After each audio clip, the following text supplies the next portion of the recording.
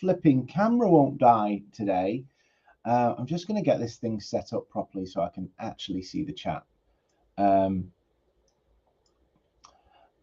I can see everybody here and see what you're all up to. We've not got any chat yet, but good morning, everybody.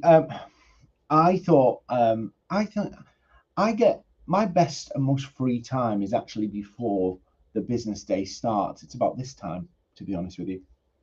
So I'm really contemplating. I know it's cheesy, but doing kind of a 7 a.m. slot. Some of you will be getting out of bed. Oh God, imagine if you just wake up, flick on your phone, and the first thing you see is me. How fun would that be? Richard, what time do you call this? 7 a.m. 7 a.m. I'm thinking of being really cheesy and calling it Seddon at 7. But can you imagine the scenario, right? You wake up, you're like, oh, check what happened on my phone, and then my face appears. I don't know. So good morning, Denise. Good morning, Jew. Let's see who else we've got. Yeah, Richard's in the office. What I wanted to kind of chat today about this morning is, you know, there's this crazy scenario at the moment where there's still way more jobs than people, and it's actually creating a you know, I'm not saying for a minute that you know, we've got all of this cost of living crisis. It's a freaking nightmare. Electricity bills are going up. My electricity bill has more than doubled. So we got all of this crazy stuff. Hi, Steve. It's 2 o'clock in Hong Kong, so yeah, you might have got through some of the day to be able to tolerate me at this time. Everything's going up, but where's the end in sight here and all of this stuff? Nobody seems to be talking about how this stuff ends. And I think everybody's afraid to talk, you know, governments are afraid to talk about how this situation ends and how this resolves itself, because I think they don't know. I think the honest answer is they don't know. And we're going to have to probably just adapt our whole economy to, you know, a new level. What this means is, you know, for businesses and people where they're feeling the pinch, they're feeling the pinch in their pockets, you know, financially. They're making very careful decisions about what they invest in and what they don't. You know, there's things like, I'll give you an example. What I did in April, I started to see all these subscription emails saying, oh, we're increasing our prices. And we have like a digital banking thing. So what I did is I froze the subscription card.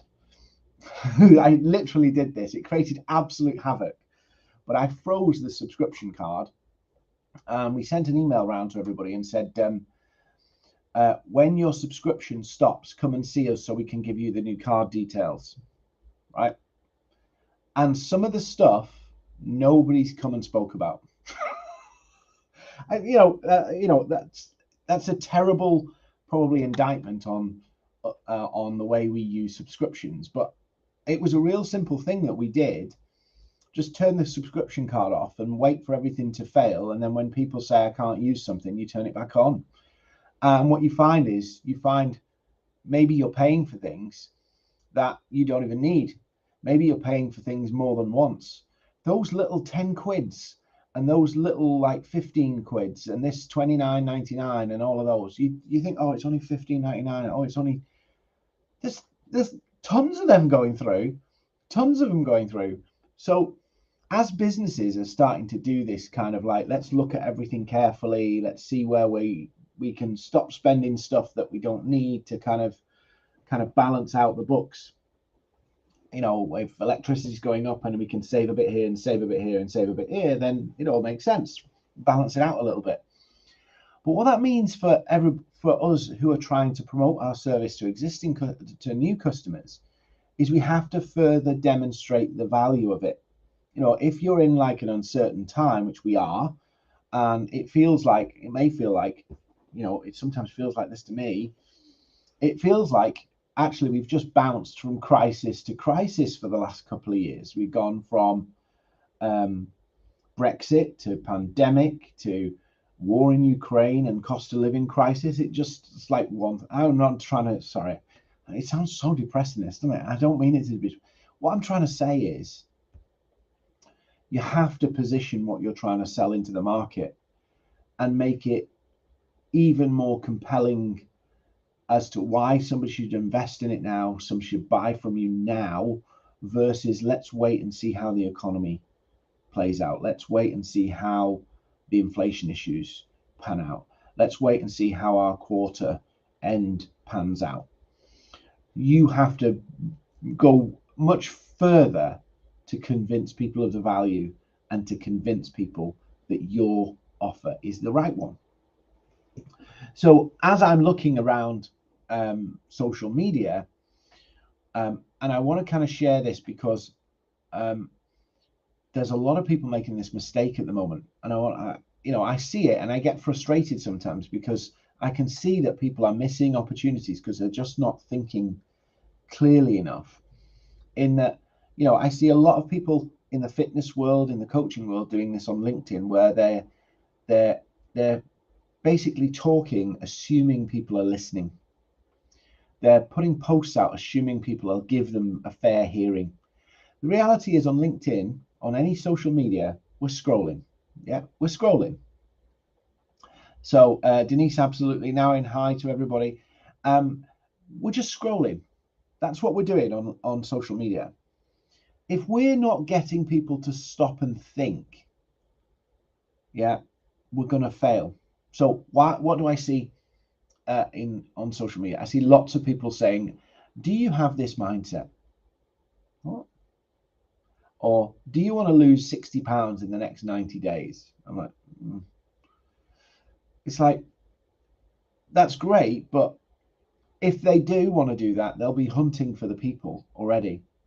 You think about your social feed, hopefully you get this, right? And I'm not just talking on another planet here. Your social feed is a discovery. People discover things. The people who are saying, oh, I really need to get fit. I really need to get myself in shape. I need to do all of that stuff, or I really need to work on my mindset. If you're just talking to the people who are looking for what you sell in your feed, what you're effectively doing is trying to play the lottery of, hopefully I talk about this and somebody will get it. What you should be doing is taking everybody in your crowd on a journey and showing them why they need to change the way they think about things or the way they live their life.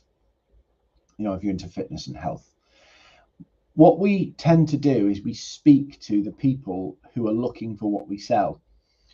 But 90% of the market, it doesn't matter what market you're in, 90% of them are not looking. It doesn't mean they don't want to buy. It doesn't mean they won't buy.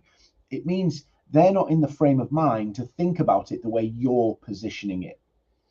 So one of the things I talk about is telling people, look at your feed. Yeah, Gary, yeah.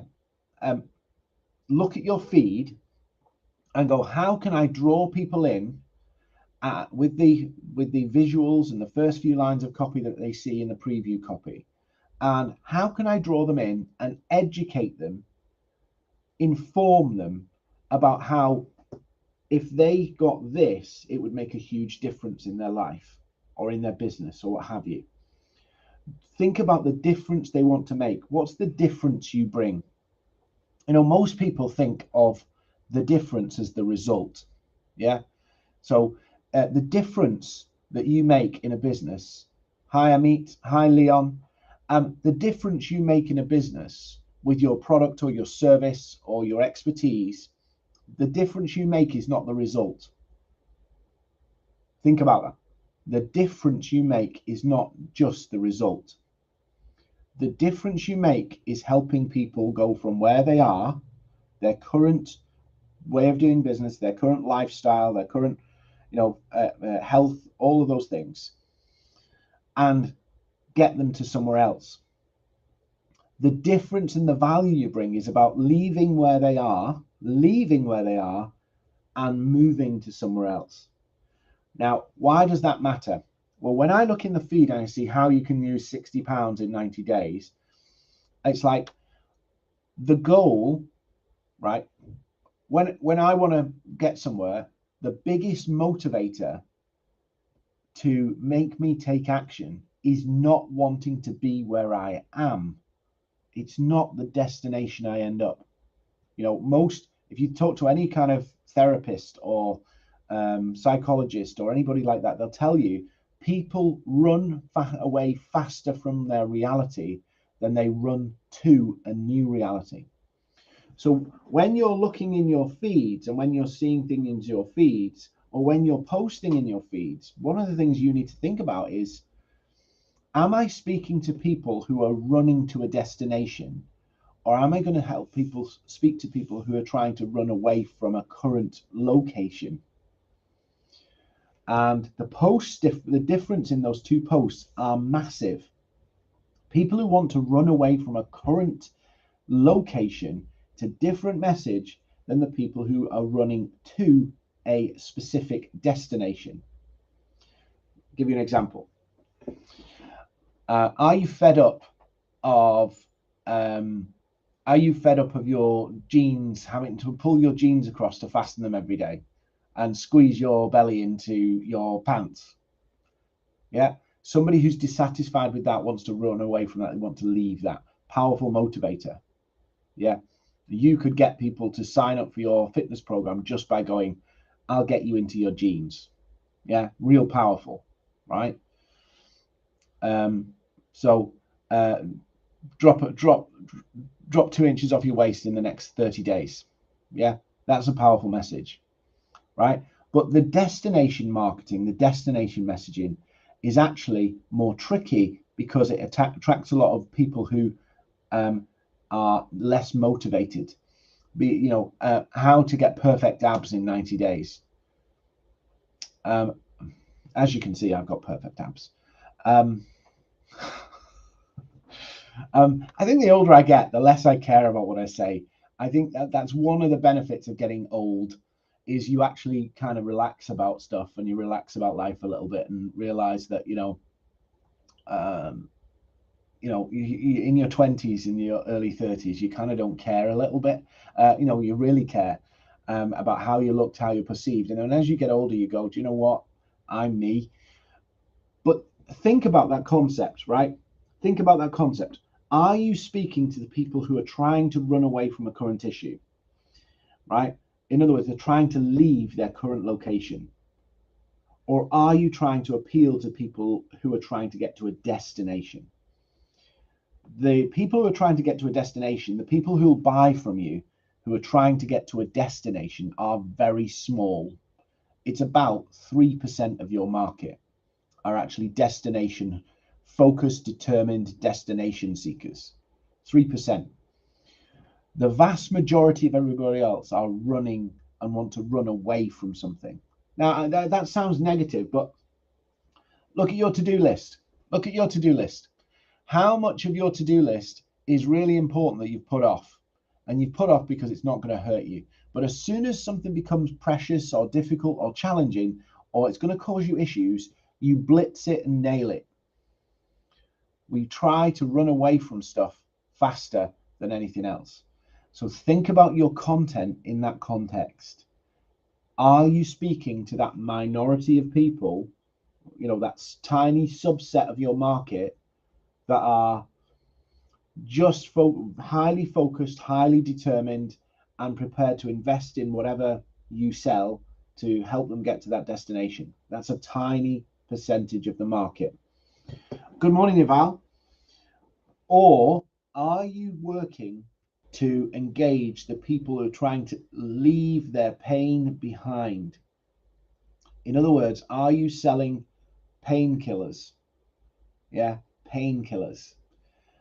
Because the rest of your market, 97% of your market, are in that painkiller space. And when you find those pains that are hurting them, that motivate them to change, you can then sell a solution to alleviate the pain. Yeah. If you get what I'm saying, if I'm up too early here and I'm just waffling on, I apologize. But I want you to get this, right?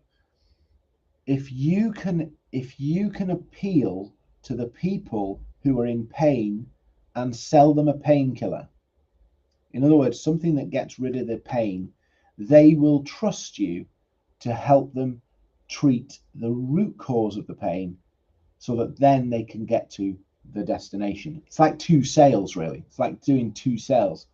Sell the pain solution, then sell the treatment plan.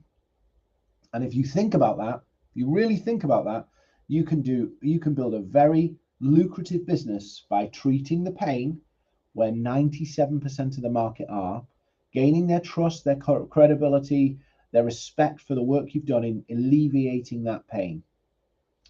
And then you can go on to sell the root cause, the big fix, the perfect abs in 90 days. But the first thing you have to do is get them convinced that actually, I really need to sort this out. And what I need to do is just get into these genes. So hopefully you got that, because when you really kind of unpack that, and I've done it in like, I don't know, 10 minutes or whatever, when you unpack that, it actually transforms your business. You end up with two services. And I last night I talked to a group of people, I think it was about a couple of hundred people, and we were talking about this journey products and journey products, whereby you bring people in with one thing and then you can move them up the value ladder to sell them more, upselling. Actually, what most of you is trying to do is get your top tier product sold. And if you actually sold your entry level product, which helped treat the pain, you know, the triage product or the triage service, you do that, it'll actually make it easier to sell the full blown thing. Works hands down. I made £350,000 doing a triage product. In, I think it was 1 year. In a year, £350,000 selling a triage product, which then we upsold people into the main product. So when you think about that, you go, wow, some people could just build a business off selling triage products. Yes. You know, there are businesses doing very, very well selling triage products.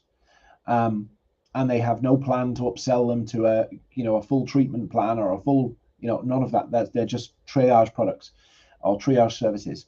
And what I'd encourage you to do is think about that triage service, think about your triage content, and then think about your full-blown service and your full-blown destination content. Because the destination people is the tiny minority of your market. And here's the bad news. If you keep talking to destination people, and the majority of the people are pain and triage people, they skip over your content. The people who need you the most skip over it because they're so obsessed with treating the pain, they can't possibly see that your solution is the answer. So feel free to come and ask me questions about that. If I've said something and you go, feel free to come ask me. I'm going to try and do these a little bit more.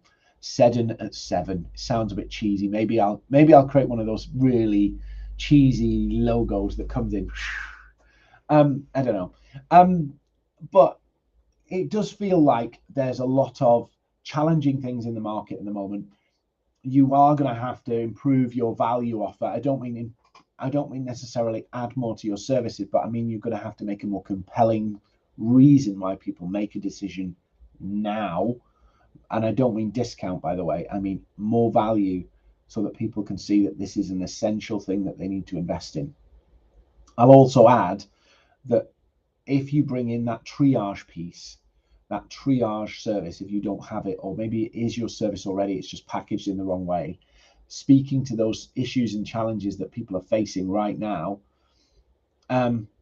is really important.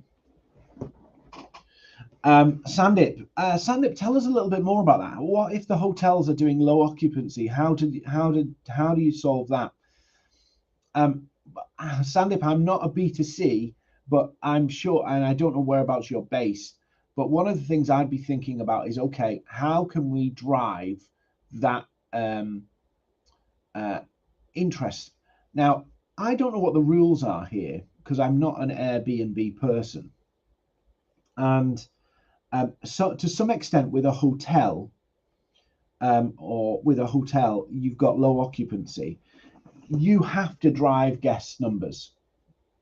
I don't know how this works, but obviously in the UK we've got booking.com, and you can drive a lot of interest on booking B2B based. Okay, so if you're trying to get hotels to get them higher occupancy, you've got to drive through places where there's high traffic of people looking for hotels. So you've got to use your booking.coms, your Airbnbs, and all that kind of stuff to really push people through. But hotels with low occupancy, if I was a marketing consultant and I've got hotels with, so think about it like this, right? I'll just pick this as an example, and I am doing this on the fly, so I'm not pretending that this is going to be perfect. But let's say I was working, my business was to help hotels. I'm a marketing agency for hotels. I'm not, by the way, but I'll tell you. One of the first things I'd be doing is going, all right, our hotels, we've normally done campaigns, summer campaigns, and all these kind of campaigns to help the hotels get their brands, their bookings, and everything. But given occupancy is low and numbers are down, they're going to be trimming budgets. They're going to be squeezing costs because, well, we don't want to spend when we don't have to if the bookings are down. So I might go, well, okay, let's get the team together. Let's sit in a room and go, what can we offer hotels as some immediate solutions to low booking numbers? What are some of the things that we can do to create that turnaround for low booking numbers in a short space of time? And it might be a standalone additional service that you throw in. And I'm just coming up with stuff immediately going, okay, could you do things like couples away nights to the local area? Could you do deals with various theatres and stuff like that, broker deals to fill the hotel, and basically offer that as a service. So instead of going, oh yeah, we'll run your campaigns to drive your summer bookings or your winter bookings or whatever, spin it round and go, okay, we'll come up with a strategy of how you resolve the low bookings over the next 90 days.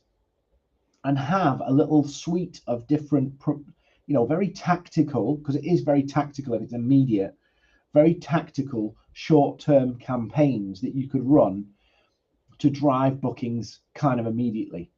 So I don't mean go on and put PPC in. I mean, what could you do in the local catchment area of people who are already there that you could go, let's stay overnight. So, couples weekend, putting on events where people can stay over. We have lots of like dinners and things. You put on dinners and get tribute bands and all of these kind of people. You bring them in and do a package deal where they stay overnight. They get a bottle of wine, and these things are really tactical, not really long-term products, but they're a suite of services that offer an immediate solution to an immediate pain. And so people will be more likely to invest in those if they can see it will fix something that's immediately a priority for them. If my immediate priority is my hotel's empty, I don't want a 6-month marketing retainer to increase my brand. I want to fill that hotel now. And so designing services that can resolve the immediate triage and the long term is a win-win. We know the reality is if I operated my hotel on triage campaigns, like I need to fill the hotel next week and I do something, and then next week I need to fill it next, that's not going to work. It's not going to work. But if you have that suite of stopgap measure products or services alongside the real long-term stuff, it's a winner. Hopefully that's helped, Sandip. I don't know, obviously, your backstory or anything. Feel free to drop me a line on LinkedIn if you want, and we'll chat about it. So look, I'm going to go because it's 7:27. So hopefully you've had some interest. This has been a little bit interesting. It's not just been me waffling on. Thanks to everybody who's commented: Richard, Sandip, Eval, Amit, Leon, Gary, Denise, Nawin, Konku, Steve. Appreciate it. I might do some more of these. I might get a snazzy little logo that comes in or something. I don't know. But have a good Wednesday. It's the middle of the week. It's the hump day, so hopefully it's not going to be a hump day for you. And you never know. I might be back again, Seddon at 7.